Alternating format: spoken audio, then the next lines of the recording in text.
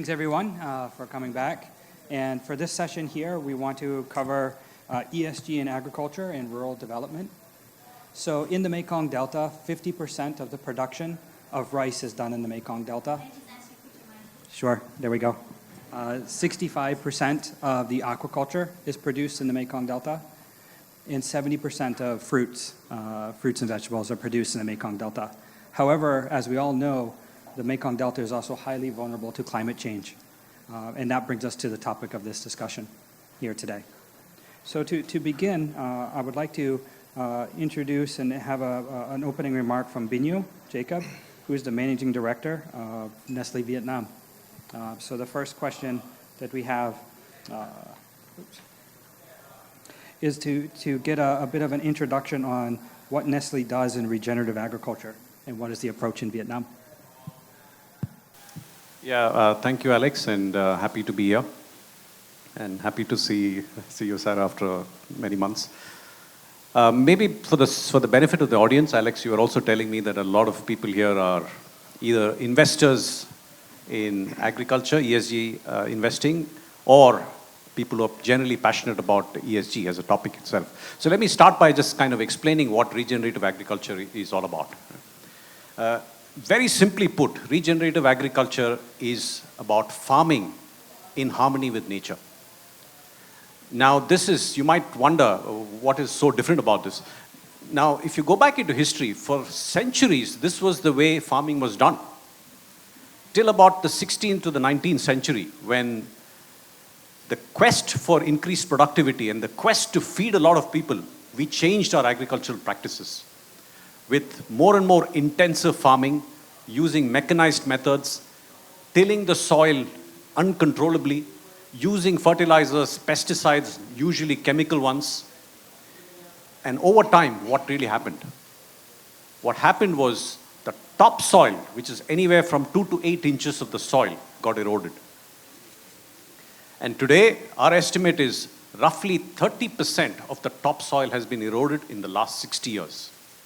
And the UN FAO has kind of predicted that if things continue this way, in the next 60 years, there will be no topsoil left on Earth. What's the impact of this? 95% of the food comes from the topsoil. Imagine a world for our children and our children's children where there is no food to eat. And on top of that, chemical fertilizers and pesticides, if used uncontrollably, seeps into the ground, seeps into the water in the ground, leaks into the rivers nearby, and causing further damage to humanity. Now, I'm not here to project a very dark, gloomy picture for humankind. That's not my intention. My intention is that there is a way out. And that way out is regenerative agriculture. So regenerative agriculture, in a way, is the opposite of intensive agriculture. So it's going back to the way farming was meant to be. Moving back to multi-cropping versus monocropping. Cutting down the use of fertilizers and pesticides. Conserving water. Bringing in microorganisms back into the soil. The question you may ask is, how do we do this? And so the good thing and the bad thing about regenerative agriculture is there is no prescription for what really regenerative agriculture is, which means you do what is appropriate based on the soil, based on the crop that you're growing. So let me share with you fundamentally how it works. At the foundation of regenerative agriculture is 3 things. The first is bringing back soil health. Now, why is this important?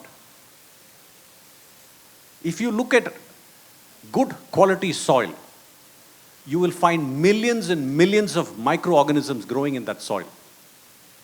And many of these microorganisms flourish on decomposed waste that comes from the farm itself. And as a result of this, they actually produce natural fertilizers like phosphorus, sulfur, all of these are naturally produced. So the better the soil health, actually you don't need fertilizers and pesticides. The second is bringing back biodiversity into the farm, into the soil, bringing back those worms, those insects that actually can destroy the pests that attack the plants. And the third part is conserving water and ensuring the quality of the water.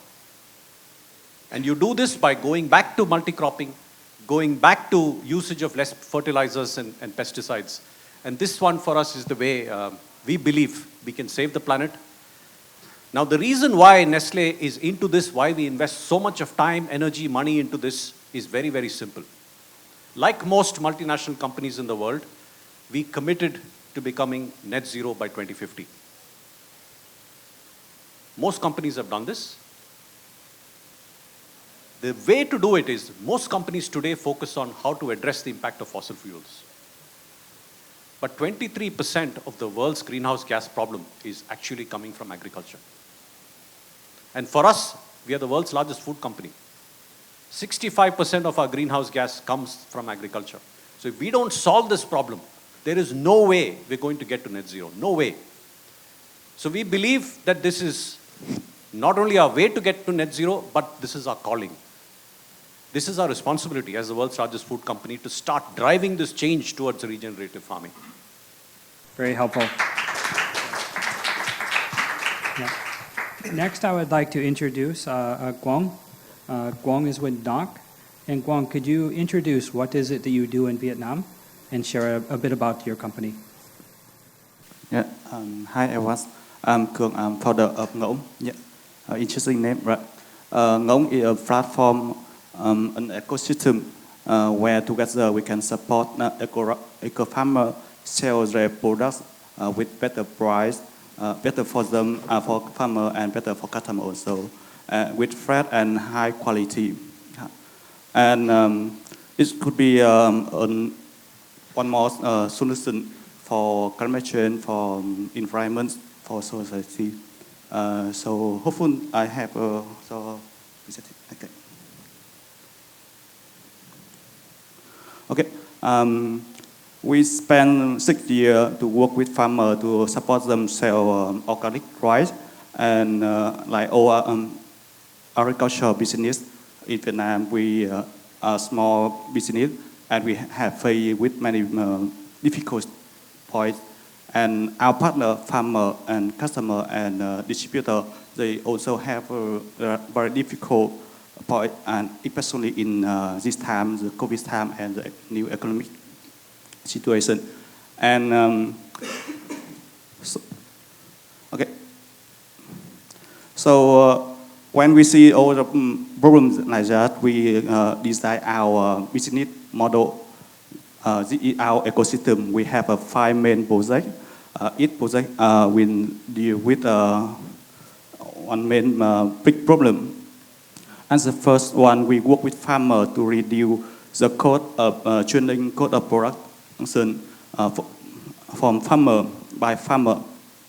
That means we support farmers create a video, share what they are doing, their experiments and their knowledge, so our customer can see to know what kind of food what are they doing, and as a farmer can share and can learn from each other. And the second project, we have a tour. Through a tour, we bring our customer directly to products of farmer. So through the tour, they know each other and they understand each other.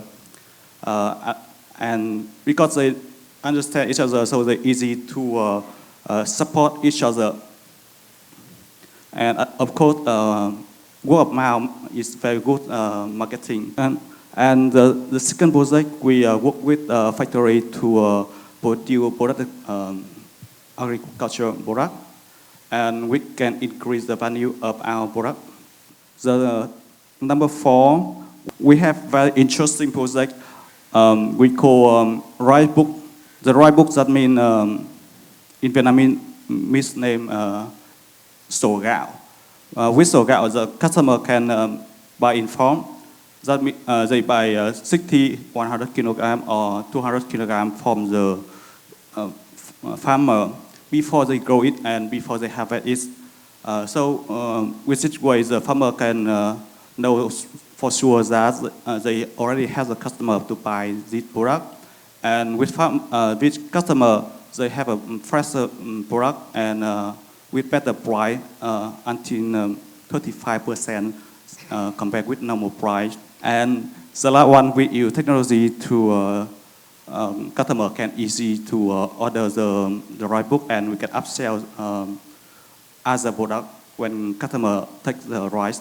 And we also can share our project with customer because to understand all project with our customer, our first customer take a lot of time, but with the new customer, they can easy to understand how our project work together. After one year to open the rice book project, we have more than 1,000 customers buy the rice book.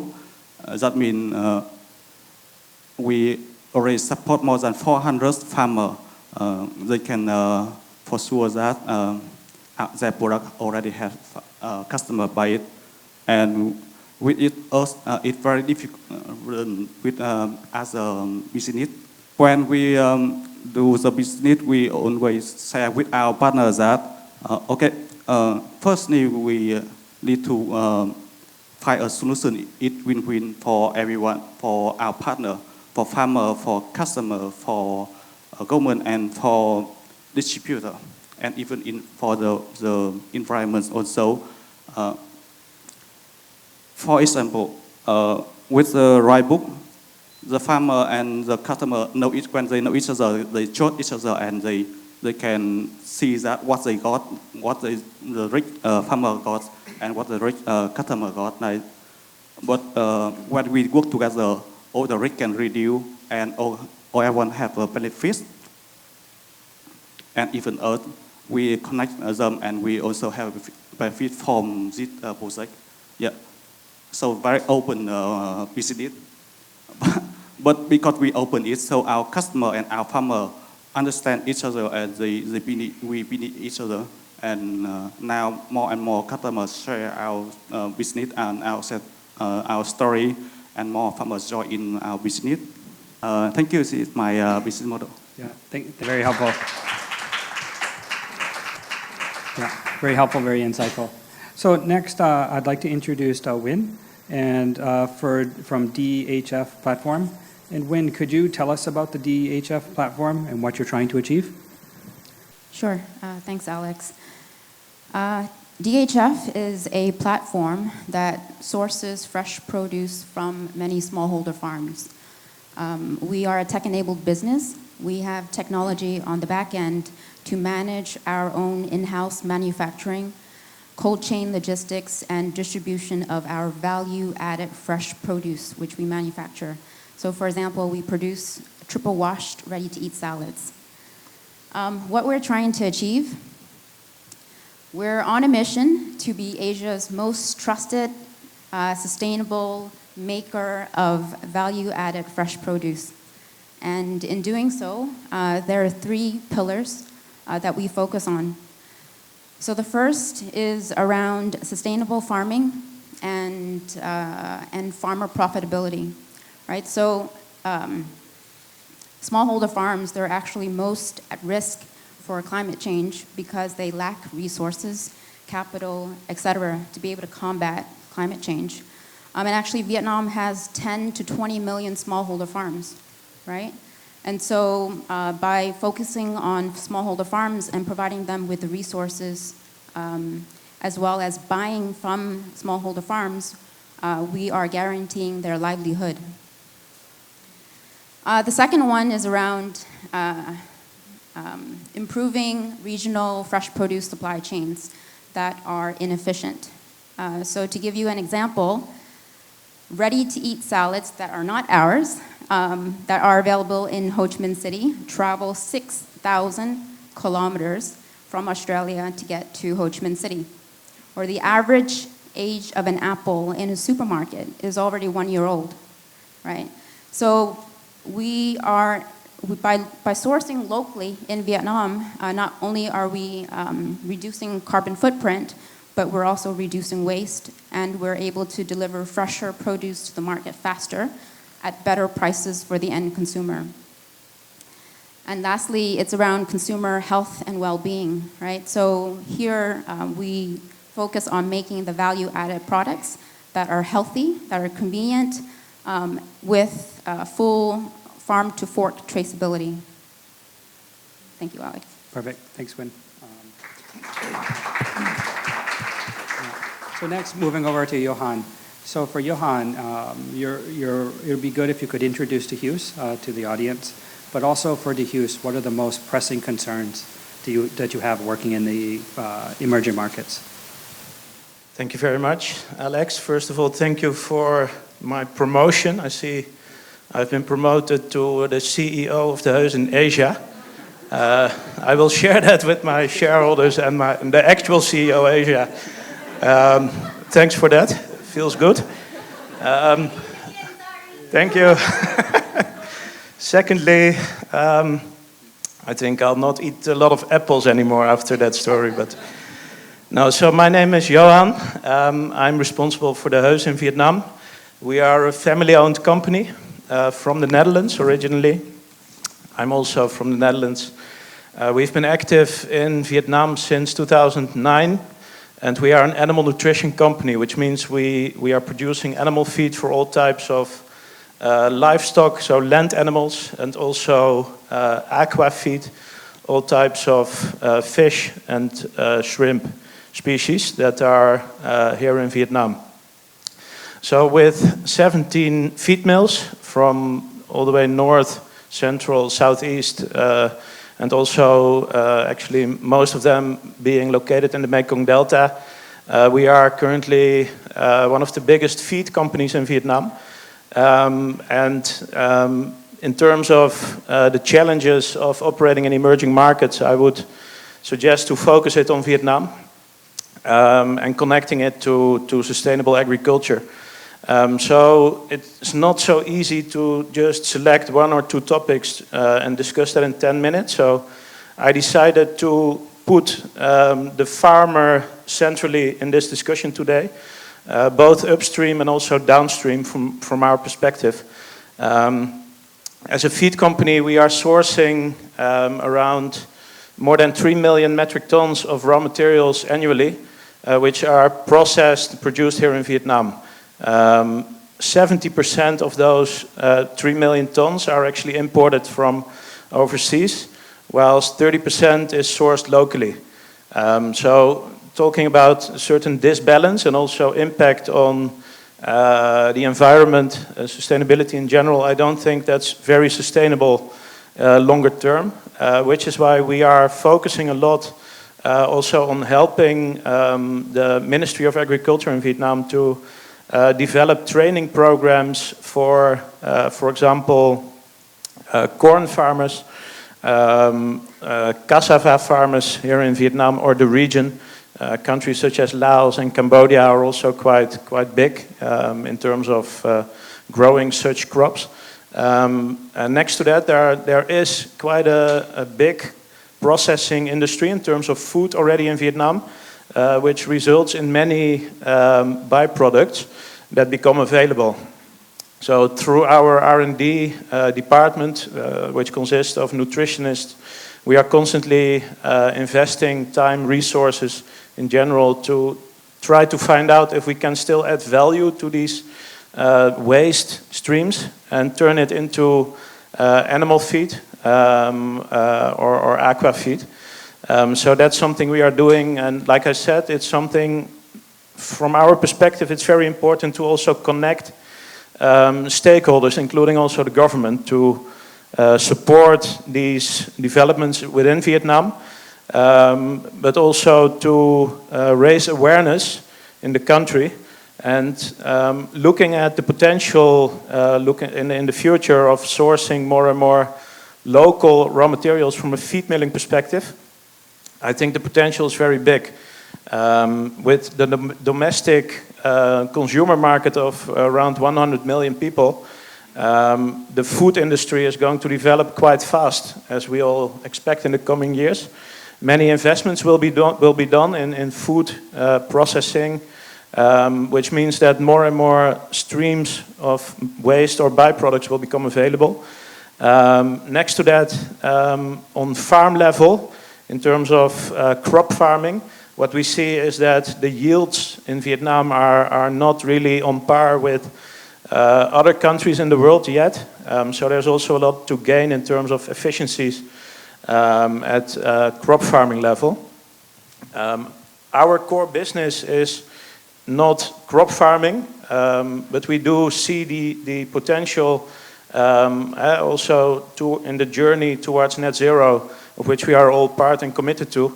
Latest by 2050, we believe we should also be involved there, upstream. But looking at it from a feed sales or commercial perspective, our customers are independent Vietnamese, mostly family-owned farmers. So families who are fully dependent on income from selling live animals, eggs, milk, or fish or shrimps. And as the Heus, our strategy is actually not to compete with these farmers. In contrast to many other foreign invested companies who also do commercial livestock or fish farming themselves, we say we will not do that for many different reasons. But we want to partner up with them. Currently, we have around 5,000 customers in Vietnam, most of whom are distributors, which means that we are serving tens of thousands of farmers every day with our feed products. But it's not only about selling feed, because if we would say, let's just try to apply a very transactional approach and sell to this farmer and that farmer, we will probably not survive. So we have to try to add value at farm level. So that means chicken farmers, pig farmers, dairy cattle farmers, fish farmers, etc., at the farm. And that means that technical services, training programs, how to connect these farmers to markets, that's very critical. And when I say connecting to markets, it's not only the domestic market here in Vietnam, which is huge and very attractive at the moment, but also longer term. It's a very strong growth market. But also it's about connecting Vietnamese independent family-owned farmers to international markets all over the world.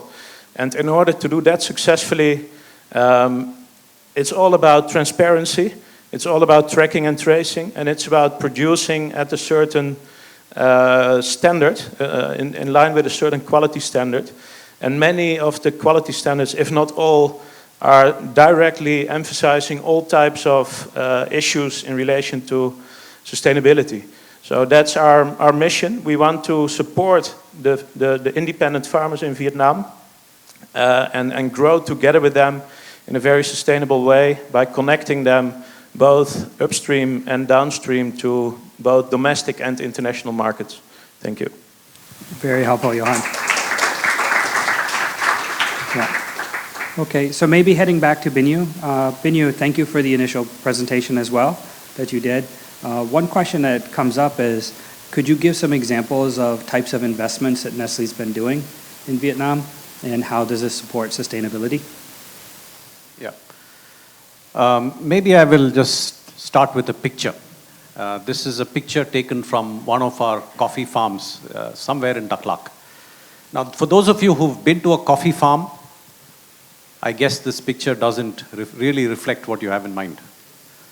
This hardly looks like a coffee farm. This looks more like a forest. And this is the work that we started doing about 12 years back here in Vietnam. If you go to some of our coffee farms in any of the 5 provinces of the highland area, you'll see that we are not just encouraging coffee. We encourage the farmers to start growing acacia forest trees with pepper creepers on them, avocado trees, and all kinds of other crops that they can grow. Now, why do we do this? I mentioned earlier that one of the primary drivers of soil health is multi-cropping. Monocropping destroys the soil over time. So we're doing this you might think, oh, we are a coffee company, why are you promoting pepper? We don't sell pepper, we don't sell wood, or we don't sell avocados. We are doing this because we believe this is the right thing for sustainably growing coffee or any other crop. Now, we have been able to partner with the Western Highlands Agri-Science Institute, which comes under the Ministry of Agriculture, for the last 12 years. And together with them, what we're doing is quite a few things. The first is we bring in the technology and the know-how from our global R&D in terms of high-yielding, disease-resistant coffee plantlets that you can test on the ground here in Vietnam based on the soil. And then we distribute these plantlets to farmers at subsidized rates. We lose money when we sell those plantlets, but we're doing this because we believe it's the right thing to do. In the last 12 years, we have distributed 63 million plantlets and rejuvenated 63,000 hectares of coffee farms in Vietnam. And it's not just this. We have a team of agronomists based in Central Highlands who train farmers. We have 174 farmers who have trained on this and who then train the trainers for other farmers. So we work directly with 21,000 farmer households, and we train them on a few things. The first is not to use excess fertilizers and chemicals. And we have to convince them. This is not easy, because for the farmer is always scared. You use less pesticide, they're worried their crop productivity, their farm productivity goes down, the income goes down. But it takes time, but we've been educating and educating. The second thing is use less water. And very simple things. It's not rocket science. You don't need rocket science. Very simple things. We ask them to take an empty bottle of water, preferably Lovey because it belongs to us. Just put it into the ground next to a coffee plant. In the morning, they come and look at the bottle. If there are dewdrops, there is enough water. There's no need to pour more water. If there isn't any dewdrop, then they have to pour water. Otherwise, they end up putting a lot of water into the soil, which is not good for the soil, which is not good for the water. Other simple things which are counterintuitive. Typically, farmers tend to put all the coffee plantlets right next to each other with very little spacing. But we've been able to prove that this actually brings down the productivity, not increase it. Spacing it is actually a good thing. It leaves room for the coffee plantlets to grow and produce more. So there's a lot of small things that we train them to do. And what we've been able to demonstrate is that if they adopt this regenerative agriculture practice, we've proven that they bring down the use of pesticides by 20%, water reduction by 40%, and the income of the farmer, and this is the most important thing, the income of the farmer has gone up anywhere from 30% to 100%. Why? Because they also generate income from pepper or avocado or other things, and actually the productivity of coffee didn't go down much. So this is the beauty of regenerative agriculture. It's counterintuitive, but using less pesticides, doing multi-cropping is actually good from a farmer income point of view, but also good for the planet. Yeah, very helpful, Binyu. Yeah. And then maybe just as a side note, because actually I didn't introduce myself earlier as well, but just for the audience, my name is Alex, and I'm with the Dutch Fund for Climate and Development with SNV. And similar to Binyu, we also work on some coffee projects. And just kind of a light comment is that actually we have a coffee project in Mondulkiri, which is, as most people know, very close to Dak Lak.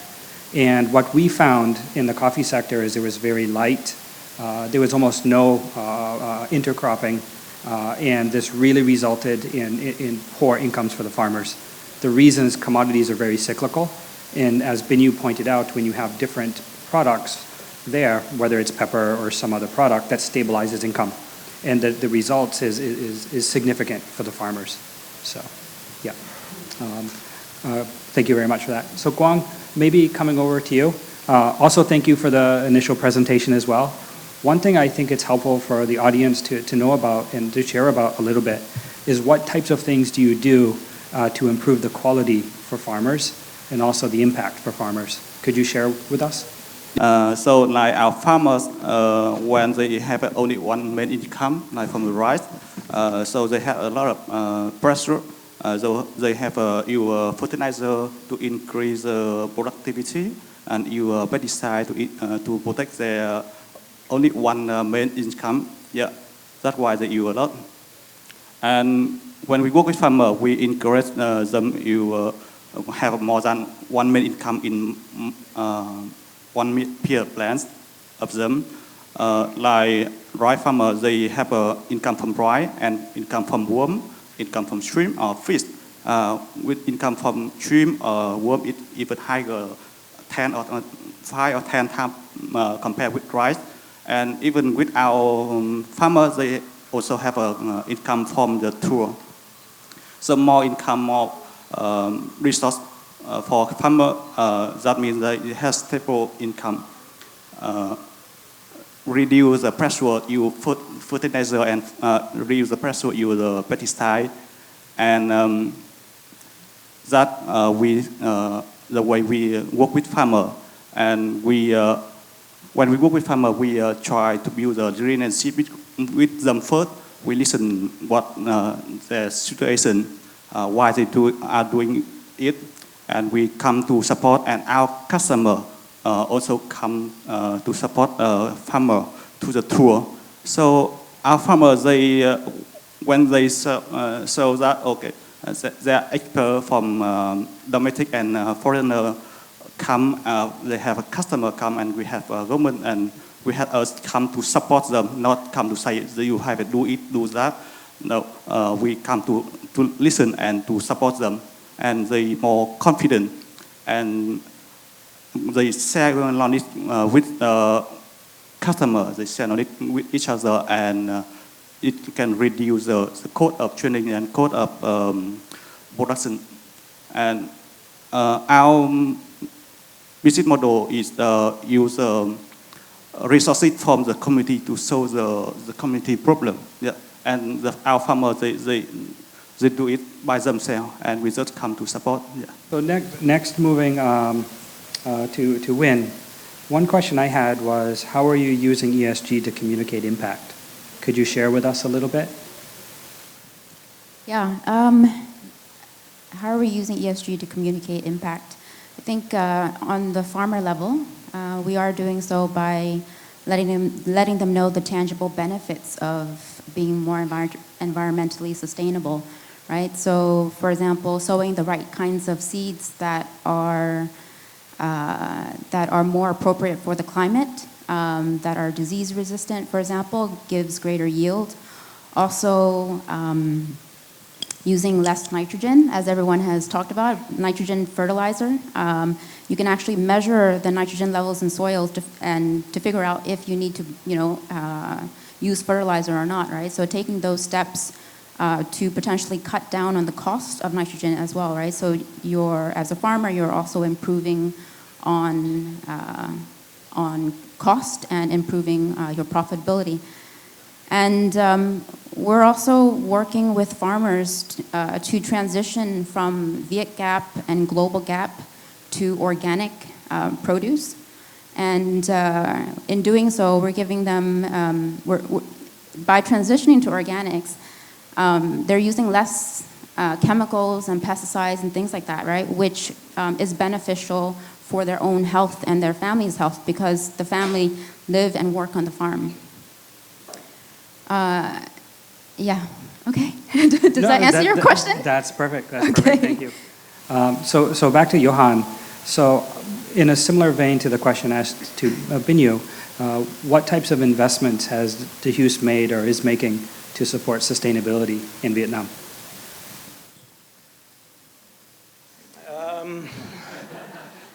Thanks for the very specific question. I think to approach it in a similar way as you asked the question to Huing, I think what we have been trying to do for many years already is really explaining every day to our customers, farmers, what it means for them and also for the rest of the world, the environment, etc. If they are going to take the next steps in their farming journey towards more sustainable farming. For example, we talk about shrimp farming. One of the key challenges for Vietnam And the shrimp industry in general at farming level is to protect a shrimp farm from diseases. Next to that, it's also about wastewater management. So how do you discharge your water back into the rivers to which your ponds are directly or indirectly connected?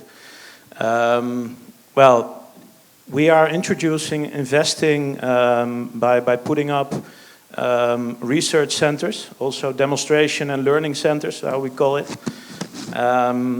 New models which we try to show to these farmers how you also can do your business. And if you do that, what's in it for you in the end yourself as well? I think from a farmer's perspective, it's quite relevant also to, if you say, we don't put fish meal in our shrimp feed because we don't think that's very sustainable, then the farmer is like, yeah, okay, great, but what does that mean for me? If I have to change my whole farming system and discharge my wastewater because I first have to treat the water, I have to invest something, why would I do that, right? So what's in it for me? So I think that message is quite important for the farmers here in Vietnam. And the only answer to that question is if we can help to connect these farmers to the next step or players in the chain, which are processors of shrimps in this case, and by doing that to international markets, in the end, if they are able to produce in accordance with these standards, they also have the right to get a certain premium. So that's I think, how we try to approach it. Yeah, let's leave it with that. It's perfect. Thank you, Johan. So maybe at this point, it would be really helpful to hear from the audience a bit. I think there's a lot of people in the audience who have experience in agriculture. And the other thing I would mention too is please feel free to post questions in Vietnamese as well. So we know everything has been in English so far, but we certainly appreciate Vietnamese questions too. So. Hi, I'm Nick Schell, co-founder of Halophilic. We're a company which grows seaweed and salicornia. It's a new crop, mainly for saltwater intrusion, sea level rise, adaptation measures. Our system works in seawater, and we grow it hydroponically. So earlier there was a question about soil health. Luckily, that's not an issue for us because we don't use soil, we just use seawater. And then the issue about shrimp farming, we're designing our system to, we're actually the first company, to grow shrimp and our hydroponic system in an aquaponic recirculating system, right? So the idea is treating your water for your shrimp and making money out of it by selling these vegetables and seaweeds rather than wasting or losing money from it, right? Anyway, so we're a new initiative, just started, and unfortunately, it's somewhat difficult to find domestic Vietnamese funding sources here, which is why we've recently acquired funding from a US-based accelerator fund called Hatch. If you're aquaculture people, you might know who they are.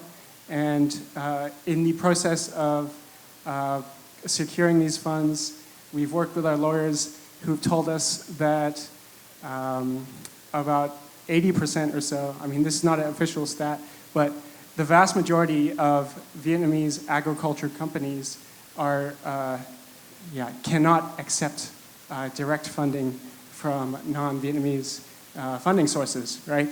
Thus, we have to go through a long, complicated legal procedure in order to get the funds we need for our project. So my question for the panel is, first of all, do you think that that the regulations around foreign investment for agriculture companies should be relaxed? And if so or if not, do you see this situation perhaps changing, maybe relaxing a bit more or getting more strict in the future? Yeah, great question, Nick. And also, thanks for introducing the business. So from our side, maybe I'll take a first crack at this and then open to the audience as well. So for example, with the DFCD, which is the Dutch Fund for Climate and Development, So this is a 160 million euro development fund. We're actually quite active making investments in Vietnam. I think the rules and regulations in Vietnam can be a bit tricky to navigate, but they are navigatable. For example, like the key body that makes determinations on certain funding term sheets is the State Bank of Vietnam, and those rules are both opaque and challenging. But I would say that investing into Vietnam is worth the hurdle. It's worth the investment, and there's a lot of growth in Vietnam. You're here, so I'm sure you know. And then the other one is, I think, around access to capital. As mentioned in a prior panel, there was a setup of a Vietnam Impact Investor Network. That's something you can also talk with. And also, I think at this forum, there are different funds as well. But from my perspective, seaweed is a really interesting sector for climate change. And it turns out a lot of sunlight does fall on the ocean. So, yeah.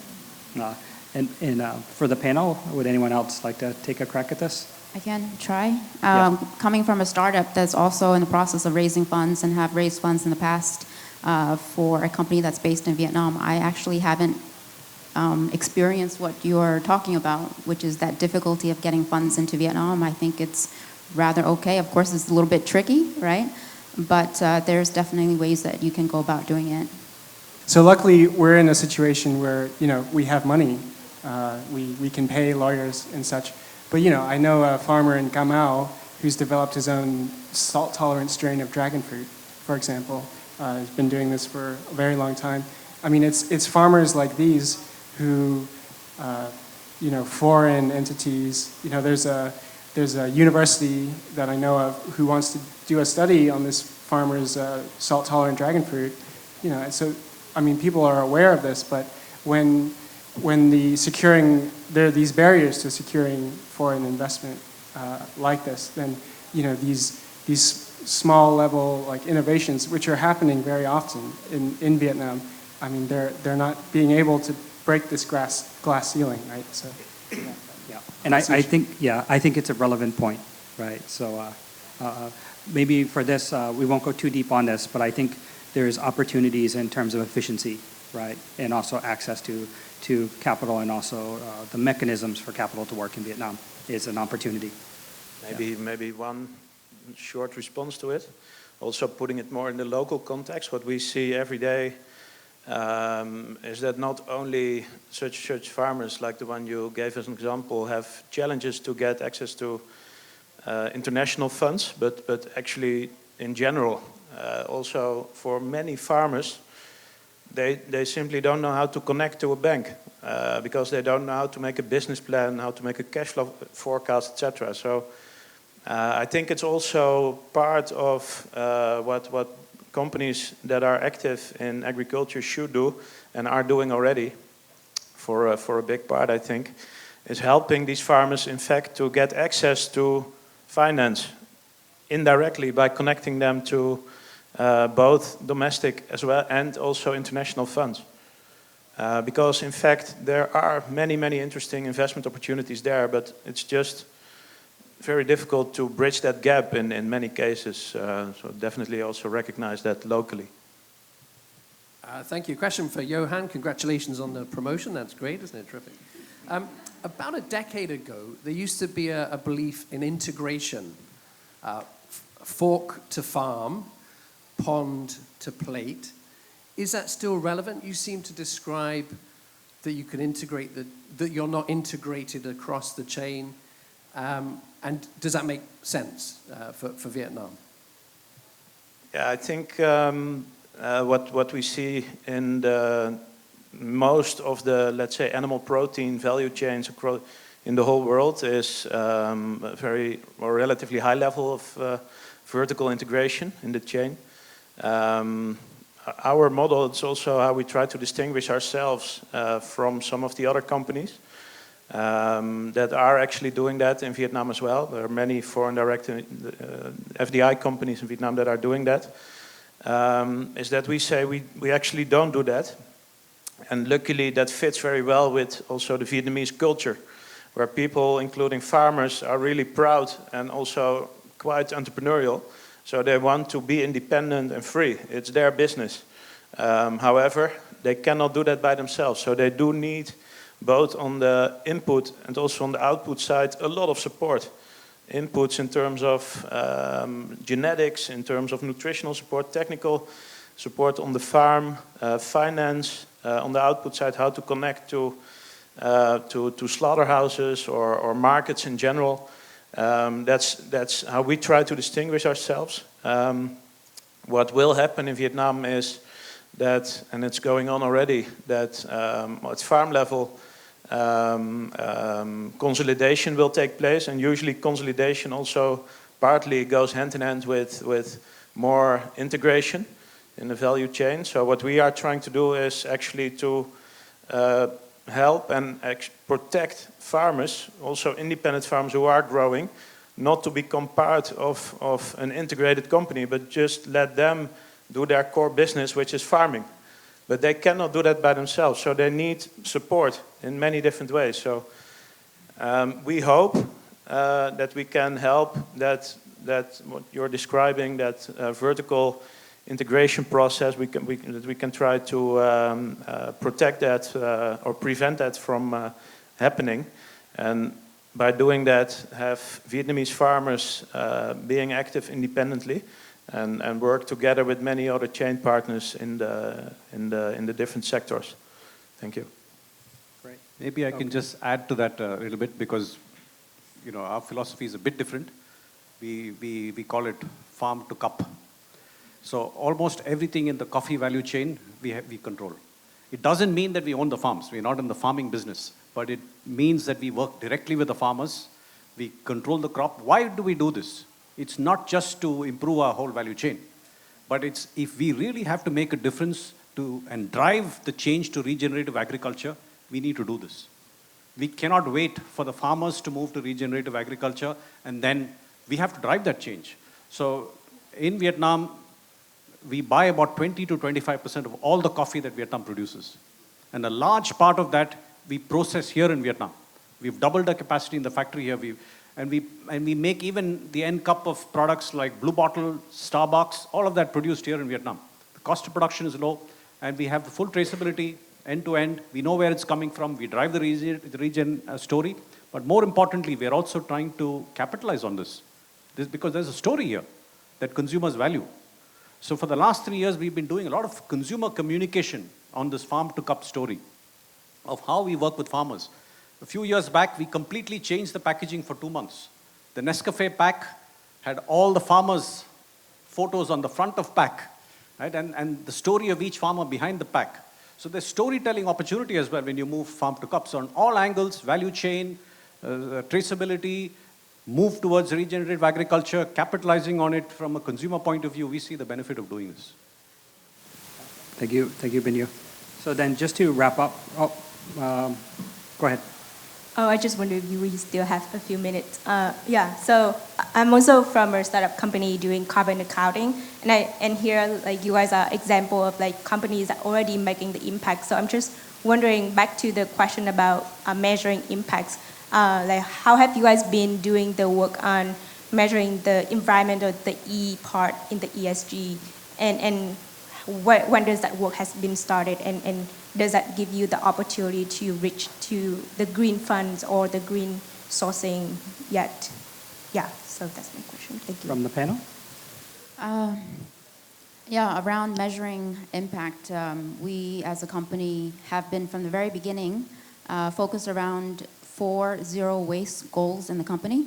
The first zero waste goal is on the supplier level. So we're working with suppliers to grow our products to the exact specification to reduce wastage on the field.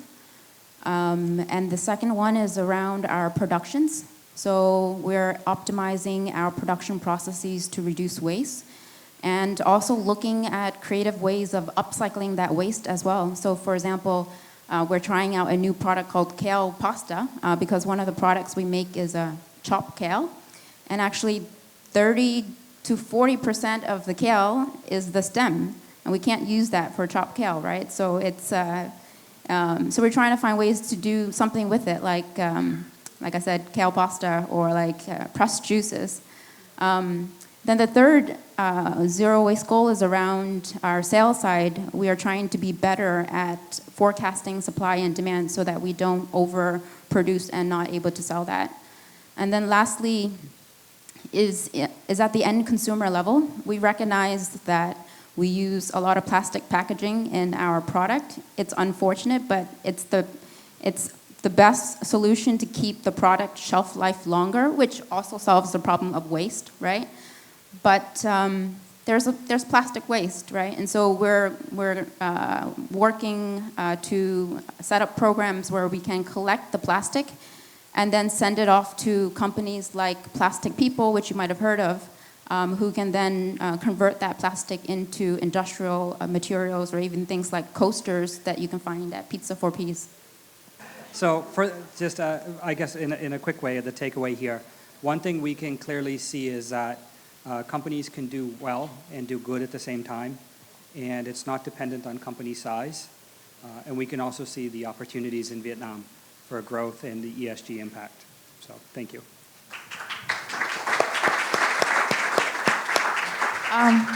Is it all right if I add just one more Jump in. takeaway for the Yep. audience? Is that all right? Okay. So I think as consumers, right, who really genuinely and legitimately care about sustainability, we can do something. We can create the demand for more sustainability in the food that we eat, right? So we can demand for higher quality foods with more traceability. And if your grocer doesn't have that, then you can demand it from them, right? And in doing so, we're all taking part in impacting the livelihoods of our smallholder farms and ultimately our food security for the future, as well as elevating the standards of our food. Thank you, Win. So before you leave the stage, we have a surprise only for the agricultural panels.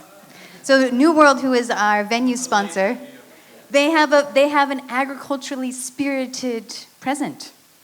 So the coffee mugs are made from recycled coffee grounds. So we recently started returning our coffee grounds to a company that's called Veritas, and they mix it with recycled plastics that are biodegradable. It's dishwasher safe, it's microwave safe, BPA free and all that. So as we're trying to reduce our footprint, we do small things to move forward. So this is one example of that. So just handing some of these out. Here you go. Thank you. Thank you. Thank you. Oh, thank you. Oh, and they come with a 15% discount at Whisper or anywhere. Thank you very much.